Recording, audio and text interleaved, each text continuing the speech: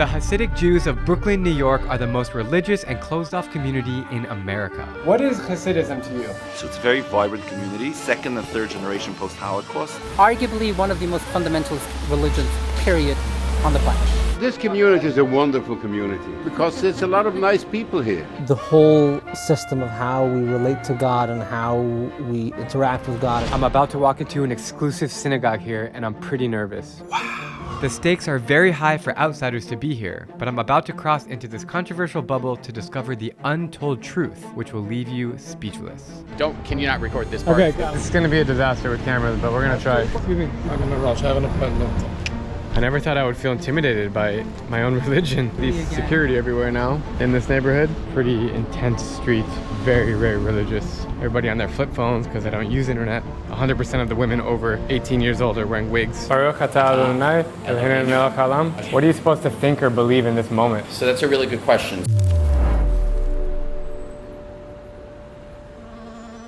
Growing up Jewish, I've always enjoyed connecting with other Jews around the world, like I've done in Ethiopia, Afghanistan, the Philippines, and Yemen.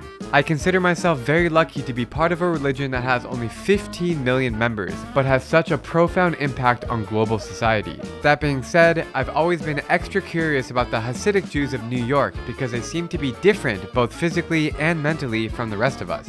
The Hasidism movement started just 250 years ago in Ukraine and spread to the United States right after the Holocaust. The way that Hasidic Jews dress themselves and curate their lifestyles will leave you stunned, from their big furry hats and long beards to their lack of using the internet and smartphones. Their strong commitment to family, tradition, and strict Jewish law is remarkable. But let's back up a bit. Not all Jews are Hasidic. In fact, Hasidics make up only 5% of the total Jewish population. There are three other movements of Judaism: Reformed, Conservative, and Orthodox, and all of these communities can be found scattered around New York City. I started my adventure by popping into a Jewish restaurant in Washington Heights, Manhattan, which is a local hangout spot for modern Orthodox teenagers studying Torah at the well-known Yeshiva University.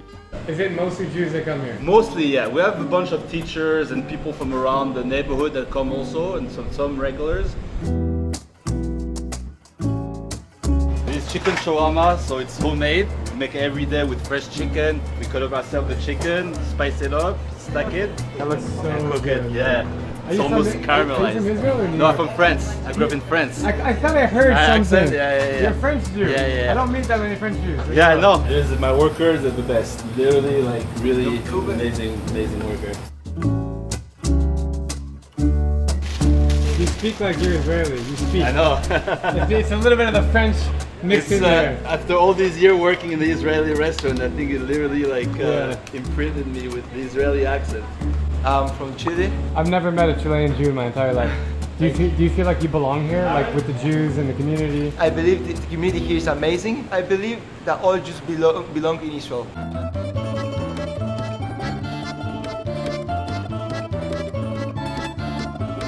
That is pretty tasty. Everything in a shawarma that I would ever possibly want, including eggplant, is in here.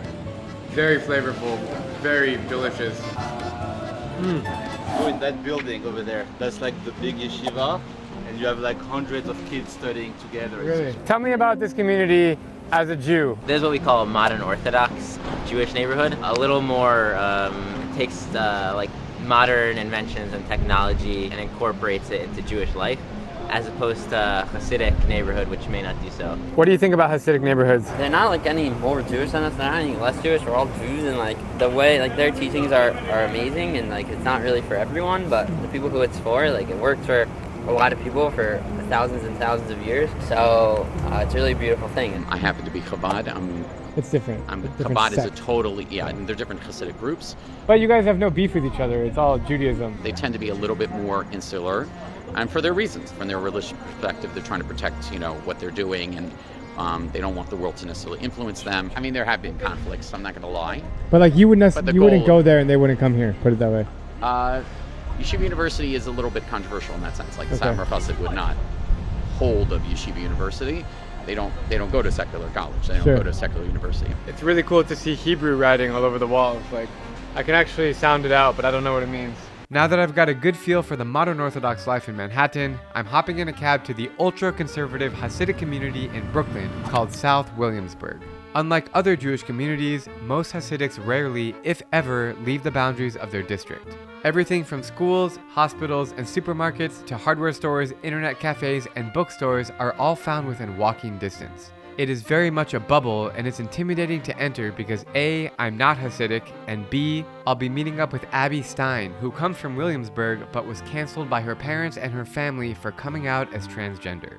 I was the first person who was raised in a Hasidic community in the 250 years of the Hasidic community's existence to have come out publicly. The worst thing that happened to me when I've come back here has been people screaming, and once people threw an egg at you. I'm going in with an open mind and a willingness to learn more about this unique culture while being extra careful on how I use my camera. Hi!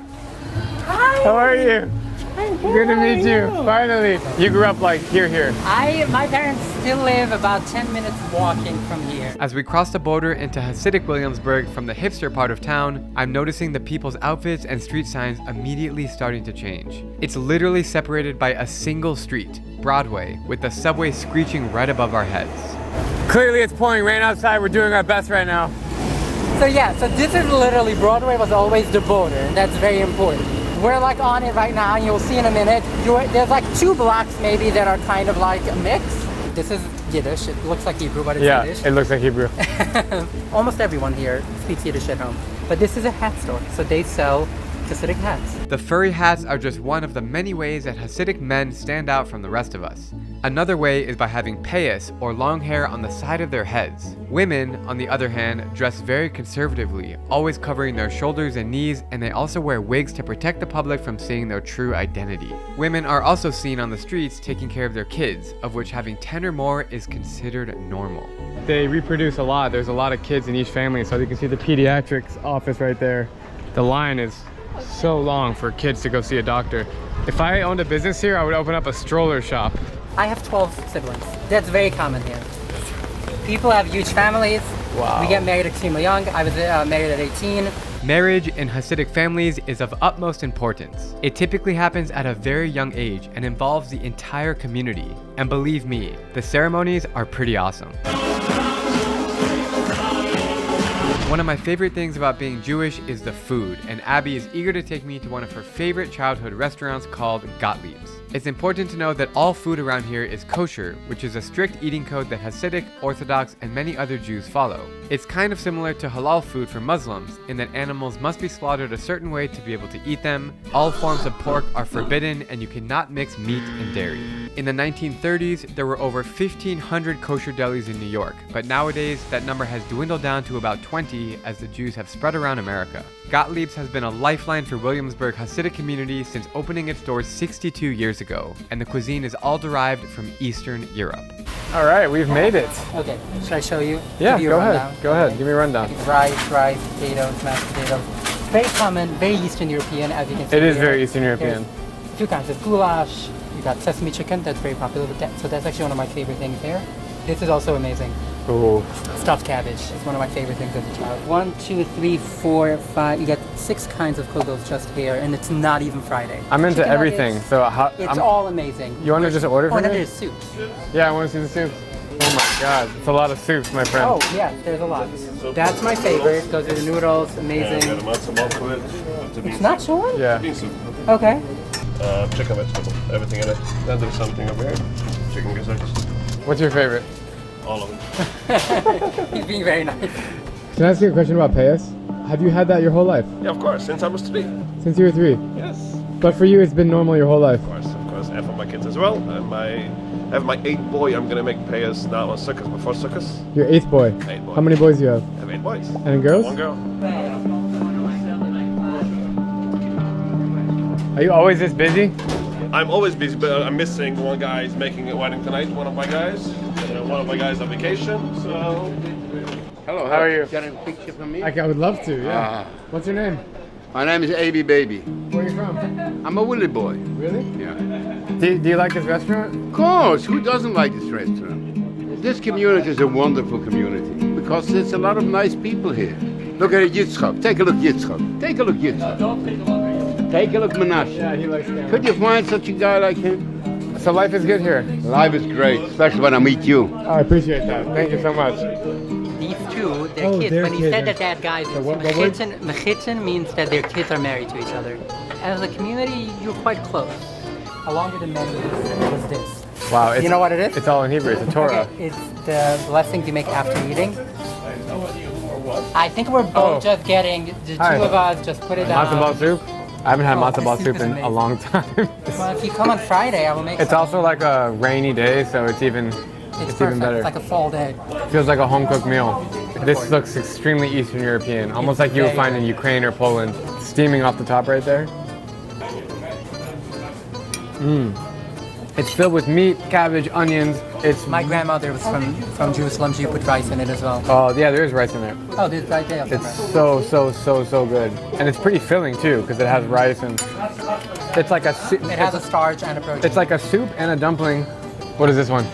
That's sesame chicken. Okay. I'll have some of that as well. Yeah, please dig in. This is like Asian style, no? Well, this is very interesting. So I have learned recently that there's a lot of overlap between Hasidic food and Asian food. And I think the reason for that is actually food developed out of poverty. And they made use, that's why you get the gizzards, which are very popular. Chicken hearts. They eat that in the Philippines. This is the kolchlish, because it's very similar to gnocchi, kind of like the pasta, but it doesn't really have a thing. It's not cheese. It's like... There's nothing dairy here. Oh, I should have pointed out. Oh yeah. There's absolutely nothing dairy here. You can't mix. So this is a meat restaurant. This is a typical cuisine of Williamsburg. Yeah, meat. Well, this is a fantastic meal. Thank you for taking me here. No. I'm concluding this part of the video. Don't worry, it's all gonna get eaten. She's a Jewish mother. Let's eat. The only real way to insult me is by not eating food. Thank you so much, sir. Dankeschön. Dankeschön. Bitteschön. Dankeschön. Oh, thank you, Dankeschön. Be well. Be well. Be well, Dankeschön. Dankeschön. As soon as I walked outside the door to that restaurant, I could start to feel the culture sinking in as Abby and I walked the streets. All eyes were on us, and I felt a lot of pressure to keep my camera down because it's clear that people here do not want to be filmed. Don't record this. Okay, so I'm gonna ask some people on the street right now if they want to be interviewed. Hi. Thank you. Okay, no problem, thank you.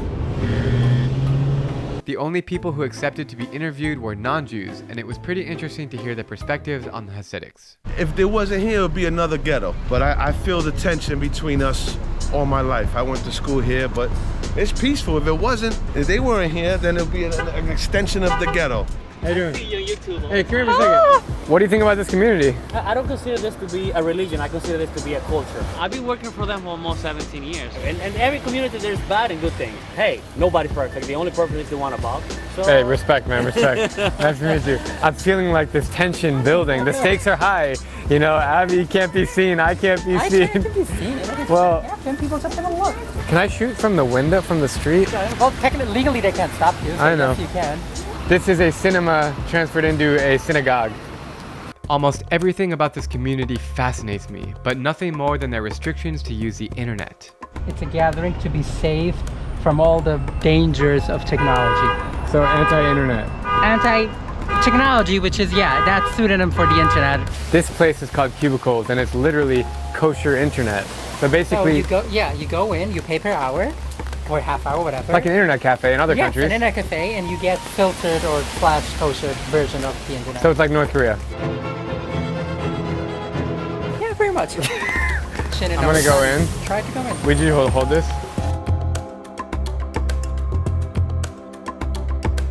I was not wanted in there. Let's go. What did they tell you? No, they just saw my camera and they're like, what are you filming? Let's go. I'm fully Jewish. I had bar mitzvah, everything. Last name is very Jewish, but I'm not welcomed in this community, which is very fascinating. I was told as a child that in school by my teachers that walking into a Reformed temple is worse than going into a church. And you have to realize going into a church is a horrible thing. Yeah. Going into a Reformed temple is even worse. It's so interesting that all these shops are mostly food. You will see later a lot of children's stuff. Yeah. A lot of children, a huge percentage of the community of children. Yeah, because there's so many kids. You said people have 10, 15 kids. My parents have 13 kids, and it's on the bigger end, but it's not crazy large. 13 is not crazy to you? You have 10 grandkids, and you're not even that old. No, you don't have to be old to get married at 18. You have a child every year. By the time you are 38, your son is already getting married. When you're 40, he has 2 kids and 2 grandkids. So it's normal to have 20 grandkids. 20 is a joke. My father has hundreds. We are now entering the heart of Hasidic Williamsburg. Okay, let me rephrase. We've been at the heart the whole time, but until now we were in a part that also had government housing. Okay. So it ends up being a lot of people who are not Hasidic. From the BQE until Flushing Avenue, 100% of the people living here are Hasidic people. This way. This is a sofer. They write the Torah scrolls by hand. Oh, cool. The Torah is a compilation of the first 5 books of the Hebrew Bible, and it's written in a long scroll that all Jewish temples or synagogues have inside them. The Torah represents the totality of Jewish teaching, culture, and practice as instructed by God. When all Jewish people turn 13 years old, boys or girls, they have something called a bar or a bat mitzvah, which is a ceremony where they read a verse in the Torah to officially become an adult and be held accountable for their own actions. My bar mitzvah was on June 12, 2004, and it was a day that I'll never forget. You have a lot of nostalgia here. I lived there my whole life. How do you feel like being here right now? It's very weird for me actually because I grew up here. It's a fact. I spent the first 20 years of my life here, but at the same time, I've been out for a long time. I left for many reasons, and ultimately, I came out to my dad with the help of a rabbi and really spent 2 hours trying to talk to my dad in the most respectful and religious way. And his reaction was first to say something extremely sexist of like, why would you do that? Women are worth so much less than men, which is something that is... Wow. And then said he was never going to talk to me again, and he hasn't. We're going to turn out to a block that I've not been on for 10 years. Okay. And there's 2 very interesting things for me in there. There's the synagogue where my dad is the rabbi, the synagogue that is run by my dad. And then a bit further down, there's a synagogue run by my uncle, which was also the synagogue affiliated with the elementary school. Is this the block? This is the block. So your dad's synagogue is on this block? It's right here. Oh, this, it's right here. Right this, here. This. You're not comfortable. How can you tell? Okay, this is Abby's dad's synagogue right here. I'm not going to stay here very long, but I respect you for taking me here. That's bizarre. So this is a big synagogue. The one right coming up. Yep. So this is now the rabbi of this community. Now is my uncle. Are you comfortable? No, I'm not. I'm just walking by, and that's about right. Wow, these synagogues are intense. I never thought I would feel intimidated by my own religion. It's such a weird feeling. So my family doesn't wear any wigs at all. So all my sisters and my mom and all my aunts and everyone, they shave their hair and then cover their heads with just a scarf. Wigs? Oh. No wigs. Wigs are too much. They shave their head? Bald? Shave bald on a 000. That's the other part that I think is very important for you to realize.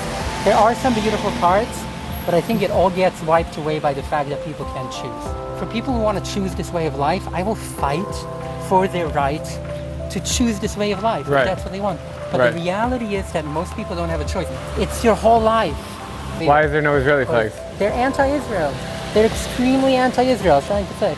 This whole community is extremely anti-Israel. I was shocked to learn that some Hasidics have mixed feelings about Israel. I mean, remember the Yeshiva University student that I just met at the Israeli Grill? I believe that all Jews belong in Israel. But Abby is telling me that the anti-Zionist Hasidics are from the Satmar sect, who make up the majority of South Williamsburg. Zionism is a movement for the development and protection of Israel. The Satmars believe that establishing a Jewish state before the arrival of the Messiah is a violation of Jewish law. When will the Messiah come? Who knows? But until then, you will not see a single Israeli flag on these streets.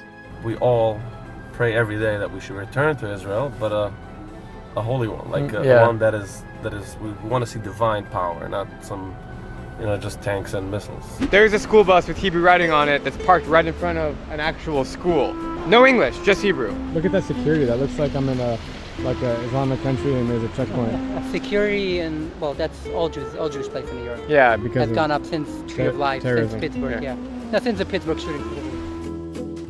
Starting your eyes means not looking at people who are not Trespmatas, not looking at non-kosher. So they're gonna help you believe something? They're gonna help you guard your eyes. No, they're gonna help you with advice and ideas.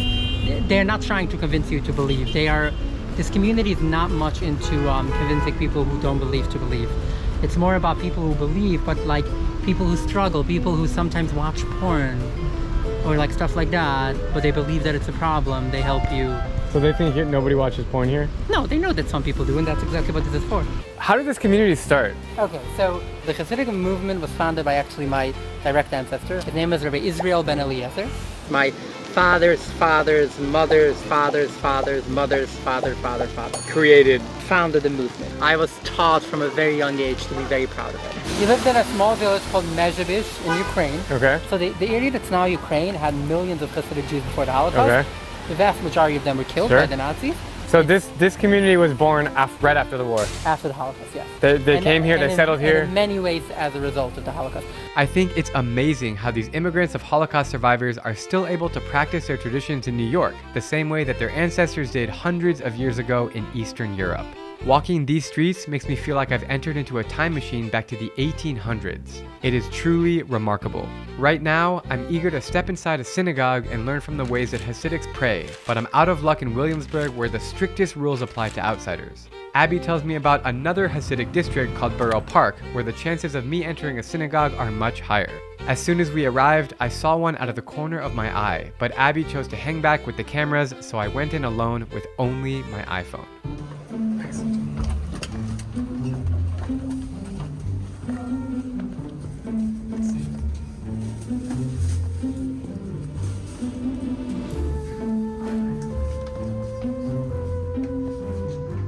It's hard to explain the feeling of being in that synagogue, surrounded by Hasidic Jews engaging in their most important duty, prayer. Some might say I'm intruding, but I feel like it's my duty to unlock these stories for you guys to see with the hopes that we can all appreciate diversity.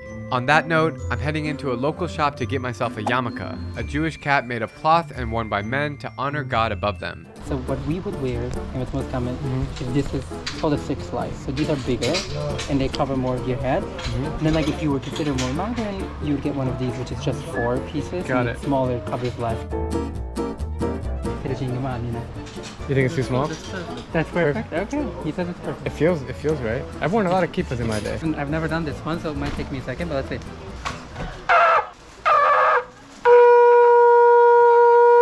Keep going. Or Beautiful, beautiful. The shofar, everyone. How many shekels? Now do I look a little more respectable? Now you look like modern Orthodox. Like you can pass as a modern Orthodox. It changes everything. This changes everything. Specifically this kind of kippah, it changes everything. So Abby and I have discovered a ton of magazines all in Yiddish. This is a weekly newspaper, and there's 3 of these. It's about the same size. So most people don't have internet, they just use this instead. And it's big. And then you got like, okay, so some of these are monthly magazines. Like these are monthly magazines, these are weekly. This is also something that can only exist without the internet. Well, this looks like... It's just photos. It's literally just photos. It's page 6. Yiddish is an offshoot of German that was started by Ashkenazi Jews in the 9th century in Central Europe. Sadly, the language was nearly extinct due to the Holocaust, when 6 million Jews were murdered by Nazi Germany from 1941 to 1945. These murders were carried out in pogroms, riots, and mass shootings, as well as forced labor and gas chambers within concentration camps such as Auschwitz, which is the saddest and darkest place that I've ever been in my life. Some 85% of all Jews killed in the Holocaust spoke Yiddish, or roughly 5 million people. And today, that number is a mere 600,000. If you ask me, it is surreal to hear Yiddish being spoken in the United States today. This is like really common. People will just come and buy a magazine and take it home. We used to buy like one of those newspapers several things every week, yeah. Look at this. Oh, sorry. How you doing? You know what it says inside? I'm trying to figure that out. Oh, let's get the name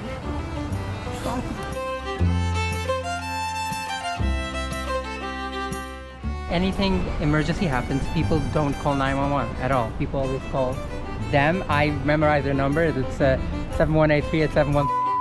So it's like the ambulance? It's like an emergency That's what room. people call. Yeah, that's what people call. Is it like a trust issue? Like they want to be with other... It's a mix of a lot of things. It's a bit mix of trust. It's they usually arrive faster. They don't charge. Oh really? It's free. Okay, now I understand. Behind me there's a Hasidic mother and a Muslim mother next to each other pushing their kids on the playground. That's cool. What's it like to live in this like Hasidic community? It's rough because it's kind of a closed community, but it's got its beauty, it's got its innocence. It's really different than the whole world, but it's really cool. I'm Hasidic. I'm sorry, So dude. yeah, it's all good. So yeah, I grew up Hasidic. So Why this?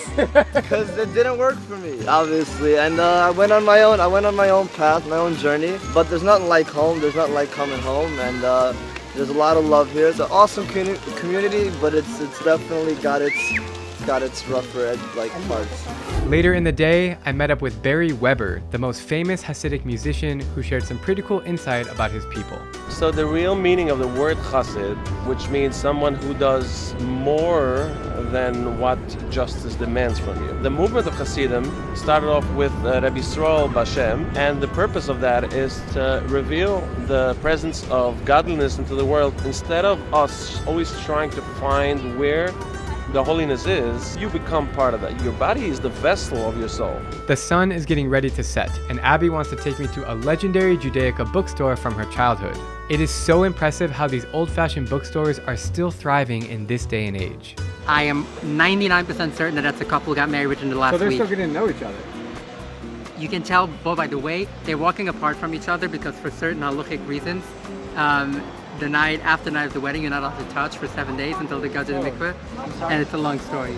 So these are all graphic children's books, all of them in Yiddish, of all kinds. You're proud of Yiddish. I'm very proud of Yiddish, but it's like, these things are made today for people who read it. Is this really the 21st century? CD special for $1.99?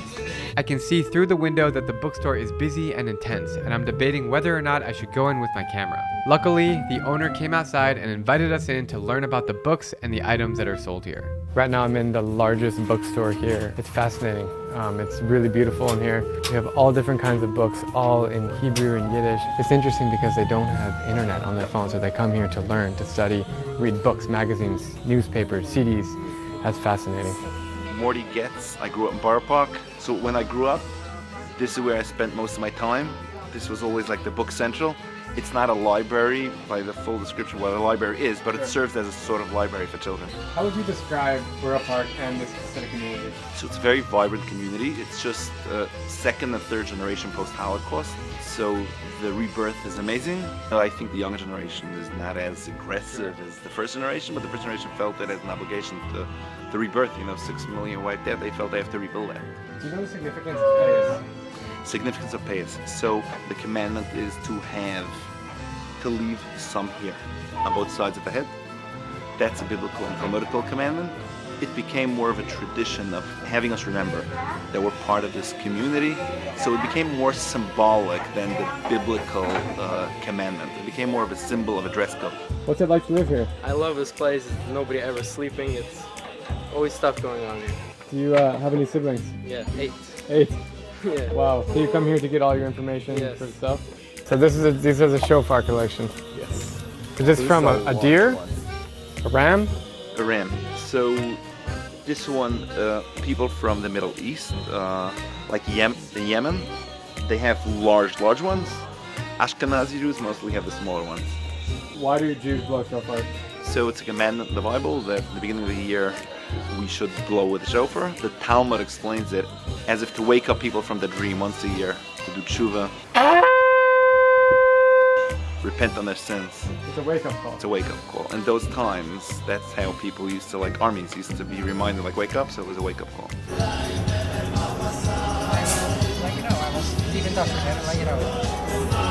This video isn't complete until I experience a Shabbat dinner inside of a Hasidic household. For those who aren't aware, in Judaism, Shabbat is a day of rest that happens every week from sunset on Friday to sunset on Saturday. During Shabbat, it is prohibited to work, to drive a car, to use your phone, and even to turn on the lights during these holy 25 hours. All of the activity takes place at home, talking among family and friends, praying in the synagogue, and eating a massive meal. While I don't keep Shabbat on a regular basis, I do love to participate, and I always enjoy this peaceful day of rest whenever I get the chance. However, filming a Shabbat dinner inside of a Hasidic home is nearly impossible because it goes against the principles of not working. Let's just say that it took me 4 months to get permission from a rabbi to film the Shabbat dinner that you're about to see. He approved my mission to document in good faith and share the beauty of Hasidic culture only if I do not touch or address the camera beyond sunset. After several failed attempts, my friend Shlomi, who is a fellow traveler and YouTuber about life as a Hasidic Jew, invited me into his own house, which is located outside of the city. How you doing? Good to see you. These are my 3 kids. Hey, how are you? That's a girl, that's a boy, and the baby's a girl. My name is Shlomi Zayans. I was born in Borough Park, Brooklyn, New York. What is Hasidism to you? What does it mean? It's a very, very good question, a very deep question. I think Hasidism means a lot of things to a lot of different people. There are some people who are very focused on the inner Hasidism, which I believe is the most important part of it. There was somebody named Yisrael Baal Shem Tov. He lived in the 1700s in Ukraine. He felt that Judaism was getting a little bit dry. People weren't doing Judaism with enough passion. So he reinvented the whole system of how we relate to God and how we interact with God and how Jews live. And many people would say that the Baal Shem Tov and the Hasidic movement saved Ashkenazi Judaism because there were so many people who would have fallen out if not for this new invigoration of life and excitement into the Judaism. Interesting. I've seen your YouTube channel. You're doing a great job traveling as a Hasidic Jew and what you're learning from it and taking us through your life, which is awesome. Keep it up, by the way. Gonna try. Is that controversial among the community? I have some very open-minded rabbis who feel that it's important for people to understand what Shabbos is, and therefore, it's not like we're doing this every week. On a one-time basis, we brought people in with special permission from rabbis, and that's what we're doing again this week. We got permission. Yeah, and it's very important to say that. So I just want to make it very clear that this Shabbos video that we are going to do today was done with the permission of a rabbi, and anybody who's considering doing anything similar should please talk to their local rabbi to make sure that this can be approved in a way that it goes in accordance with halacha, with Jewish law. I am about to do tefillin, which is a very special experience in Judaism. I've done it maybe 10 times in my life. I'm following the leader here. He's showing me what to do. Okay, so first of all, please lift up your left sleeve. Repeat after me.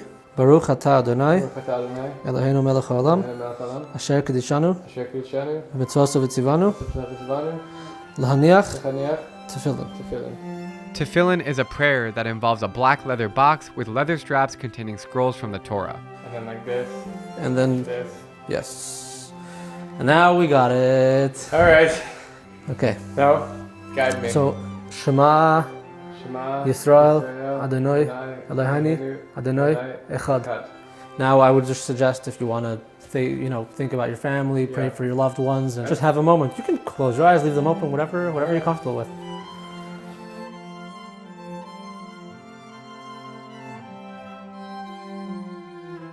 By the way, we have to take the obligatory tefillin selfie. Sure. We call them telfies. And but I have to tell everyone that I rapped Drew Binsky. Yeah, of course, please. Okay, so. I have a feeling what's in this box, and I feel like it's a hat. This is a hat, a very special hat. It's called a strammel. Strammel. Yeah, strammel. Strammel. Strammel. Strammel. Perfect. This is a hat that Hasidic men wear on Shabbos. Oh my They are very expensive. This one, I believe, was $5,500. Legend has it, back in the 1700s, or possibly even earlier in Poland, there was a king or a count or someone in power who told Jews that they couldn't wear fur. But he made one exception: they're allowed to wear fur from a tail, supposedly the lowest, disrespectful, cheapest part. So the Jews went and they made hats completely made out of tails, and beautiful hats. They rock them like this, and every Shabbos, they tried to put us down, and we lift ourselves up with a strammel. Cool, man. Now, I have one for you too. You have one for me. I'm gonna put it on your head. Yarmulke stays on? I'm gonna crown you. Yarmulke stays on. Okay. Yeah. What animal is it? I think it's sable. You only wear this leading up to Shabbat, or do you wear it throughout? No, the you night? wear it throughout, like. Yeah. So I make kiddush, which is the blessing on the wine. I'll wear it. Make hamaitzi, which is the blessing on the bread. Wear it. A lot of people wear it for the entire meal. It gets kind of heavy and kind of hot. Yeah. So like usually when I start eating soup, that's when my body heats up, and then I take it off. You got a nice little like lean there. Is mine straight or? Yours is straight. I kind of like the curve. I like it too. It's like the hood Hasidic, you know? We're hood Hasidics. Okay, give me your right hand. Yes, sir. Ooh. Now I'm in the Shabbos mode. Yes, you are. Oh, wow. Looking good. What is this called? It's called a bekasha. Bekasha. Now what's interesting is that it goes right over left. Oh. Okay, so in Hasidic thought, the right side represents kindness and the left side represents judgment. You always want to have the kindness over the judgment. Make sure that there's more kindness than judgment. So we wear our clothing right over left. I like that. Good Erev Shabbos. You don't have payas, but because you have the beard, you kind of look like a new age modern chassid. If you didn't have a beard, then it would be harder to, then people would be like, who's this guy? But with the beard, yeah, you could pull it off. We're talking about all these things that happen on Shabbat, but for those who aren't Jewish or maybe don't know, Shabbat is a time that happens sundown Friday night to sundown Saturday night, so 24-hour period. 25 hours actually. 25-hour period. every single Friday to Saturday. No matter what. For existence, no matter what. Yeah. And during Shabbat, it's a time of relaxation, a time of family, and you're not allowed to work. No cooking, no watering the grass. No watering. Like, just chill. Just chill. Yeah. Shabbat should be totally focused on nothing, doing nothing. You just feel the presence of Shabbos. Can you shower? No. Can you shave? No. Can you brush your teeth? No. When you take a toothbrush and you put toothpaste on it, and most people put it under water as well, what's happening is that you're squeezing out water from between the bristles. And you're not allowed to squeeze water out of anything on Shabbos. That's the problem with the teeth. It's not a hygienic thing, it's the water thing. So there's somebody who invented something called a Shabbos toothbrush. Rubber bristles where the water doesn't get converged within the bristles, and then when you use it, you're not squeezing out. Do you have a Shabbos toothbrush? I do, yeah. Okay, good. You travel to all these countries. What if a flight gets canceled on Thursday and rebooked to Friday night? What do you do? I'm not going to be on that flight. No chance. Only if it's a life or death situation. Like, so God forbid, like if I had medication that could save someone's life at the other end of the world, I'd get on a plane and bring it to them. Anything short of life or death, Shabbos comes first. My baby was born on Shabbos. Really? Now, we went to the hospital before Shabbos because my wife was in labor earlier, but if we had to, yeah, we would just get in the car and go to the hospital. Yeah, you gotta have baby. You gotta have baby. I mean, you can have a baby at home, but most women aren't into that. So, it's Shabbat. This is a very meaningful time of the week. Is it usually just your family, or do you have guests come over? So we actually travel a lot. So like. Oh, you travel with him? Some of the time, yeah. Like if it's like a really dangerous place, then I wouldn't go. You wouldn't go to Afghanistan or anything? No, I have 3 kids. Do you connect with other Jews on the road? Have you done that? Go to like Chabad or any communities? For sure, we always go to Chabad. I mean, we kind of like rely on Chabad for like restaurants. It is a lifeline. And, like, I've done the same. Yeah. Like they're amazing. They really are. First of all, I hope you're like absolutely starving and did not eat anything today. I'm pretty hungry. Okay, good. So we have some baked asparagus, Hasselback. Wow, that was fantastic. Some sweet baked chicken, sweet potato pie. We have some rice to go with the fish. This is cholent. Yep. It's like a beef stew. Yep, I've had cholent. Chicken soup, sorry. Wow.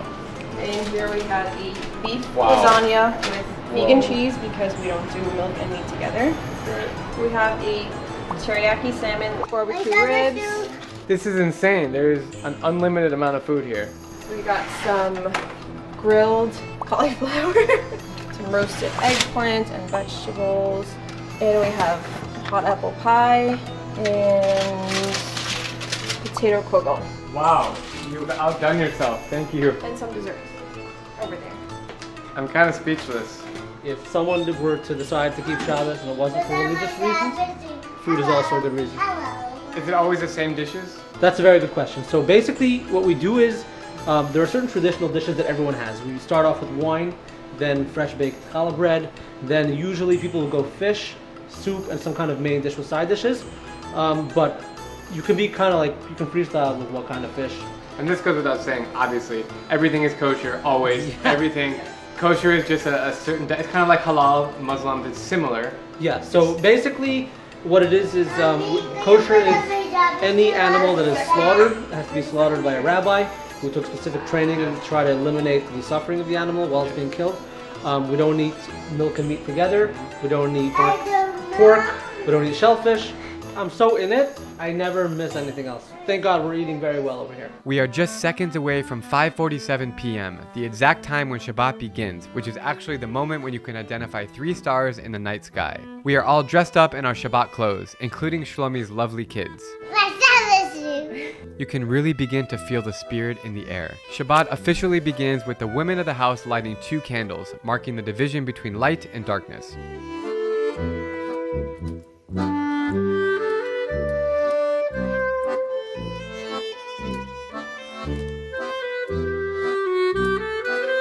From this exact moment onwards, I will not be touching my camera nor addressing it to show my respect to the family. I have hired a non-Jewish camera operator who is present in the room and will be documenting from his camera. I'm going to bless my children. When Shabbat starts, it's customary for the man to say a prayer or a blessing to each of his kids, and it's a beautiful sight to witness.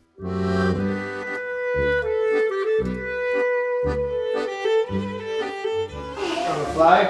Wow.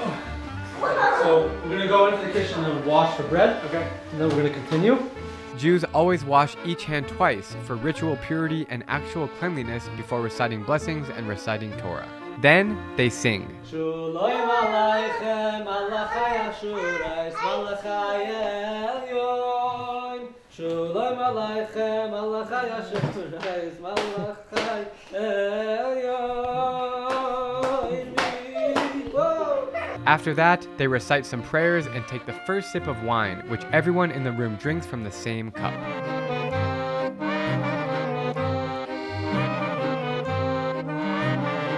This big fluffy Jewish bread, called challah, always kicks off the Shabbat dinner.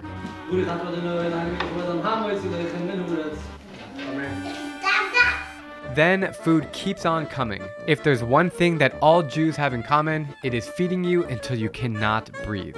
Nice big glass of wine. Oh, thanks. There's some left. No, don't worry, I'm not afraid. How many days did it take you to cook this?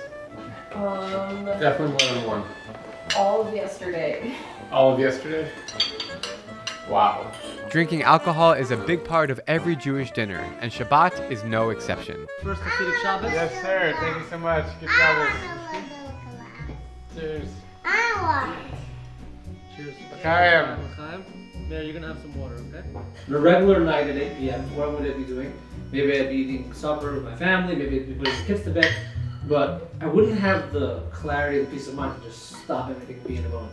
When my boss is on my phone, on one phone, there's a second phone where someone else wants me, and everything's just all up in the air. Now, relax, peaceful and relaxing, and just center in on yourself. The food kept on coming, but soon after, I cut the cameras out of respect for Shabbat. I ended up staying at Shlomi's house a few hours into the night, and it was a wonderful experience to say the least. As a Jew and someone who has celebrated Shabbat in many countries around the world, I must say that this one was the most special, and I'm very grateful to have the opportunity to take you guys along on my quest to learn all about Hasidic culture, the good and the bad. As uncomfortable as it may be to witness how women and LGBT folks are treated by this community, or how sad it is that most kids do not practice speaking English at home, nor have access to a well-rounded education, it's important to remember where Hasidic Jews come from and how they came to be, which explains why they hold on to a lifestyle that seems so backwards to the rest of us. In many ways, Hasidic Judaism can be looked at as a miracle. For a group of 500,000 Jews who are direct descendants of Holocaust survivors to have such discipline in preserving their traditions and identity for over 250 years is unbelievable. As the world keeps evolving, I hope that insiders find it in their hearts to be more inclusive, and that outsiders can stomach some respect for the world's most resilient religious community. And for all you guys watching at home, thank you so much for being on this journey with me, and I hope you learned something new about this special culture and Judaism as a whole, my beloved religion. I welcome your thoughts, comments, and heated debates down below. I will actively be reading and responding to as many of them as I can. I love you all, and I'll see you next week.